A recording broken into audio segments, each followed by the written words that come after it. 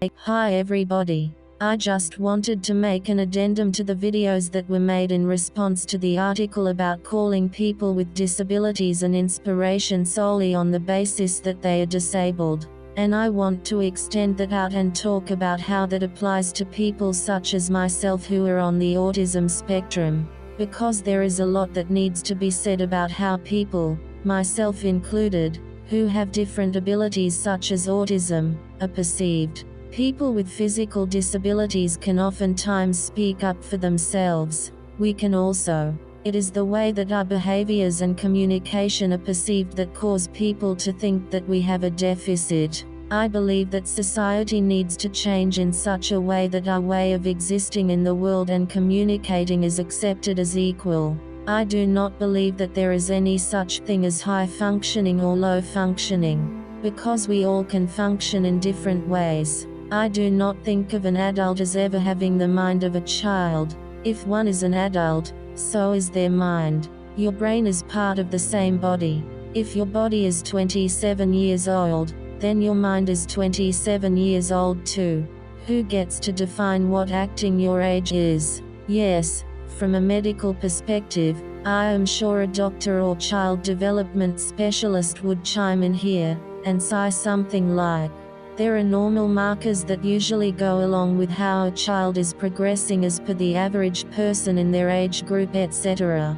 Well, what is average when you leave out that we are part of normal? The definition of average changes when you leave out certain groups of people. We all can communicate in different ways. Think of autism as a different culture, with its own language. Sure, we can be taught to interact with the world like everyone else can. But isn't it only fair that you try to learn and accept our culture and language and communication style as well? We autistics and others on the spectrum have so much to say and to tell you about the universe if only you would listen. Not from your own understanding, but at least try to understand it from our world, from our way of communicating to you. I have the utmost respect and admiration for autistic people who are non-verbal, or who are post-verbal. They are the most misunderstood people on the planet. I know what it is like, partly because I am very introverted. I consider myself to be post-verbal.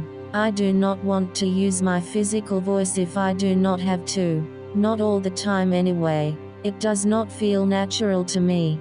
Though I can and do speak in complete sentences, I often feel that no one can understand what I am trying to say. People most often look at me peculiarly when I speak, or they think they do understand what I have said, but have completely misconstrued what I actually meant. So, speaking makes me nervous. I know the language of non-autistic or neurologically typical people.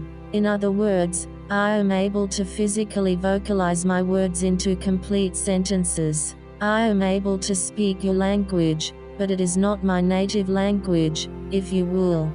Think of how many different languages there are in the world. There are even different languages within different languages. No wonder no one understands one another. Autism and autism spectrum disorders are no different.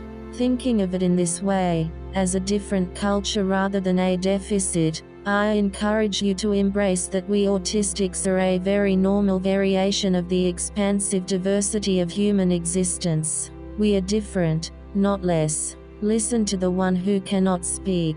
They are speaking to you, I promise. Learn to listen with different ears. Learn to see with different eyes. Don't infantilize adults. Don't hold anyone back.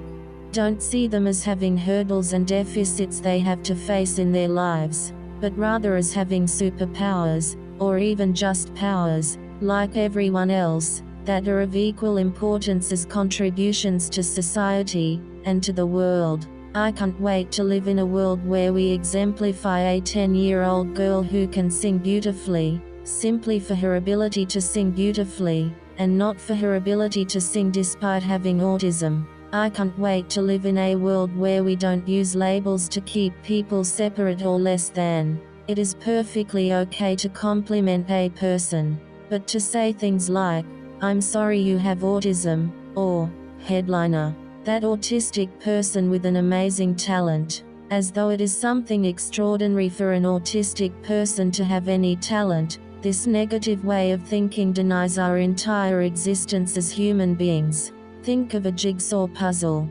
Do you tell the puzzle piece where it fits in the puzzle? Or does it tell you where it goes? It tells you where it goes, by its shape, by its color and design, its patterns. You can tell where it fits in relation to the rest of the puzzle. But if you try and tell the puzzle piece where it goes based on where you want it to go, you maybe cut it down to size with scissors, shave it down to the shape you want it to be, maybe scratch it out, or paint it a different color, all to have it go where you want it to go instead of trying to solve the jigsaw puzzle and figure out where each piece actually was meant to fit. If you try to tell the puzzle piece where it is supposed to go, you are going to mess up the whole puzzle. Puzzles take patience. Patience is key to understanding anyone in this world and in this life. Lean not on your own understanding, but try to understand a person from their perspective. It is like a puzzle.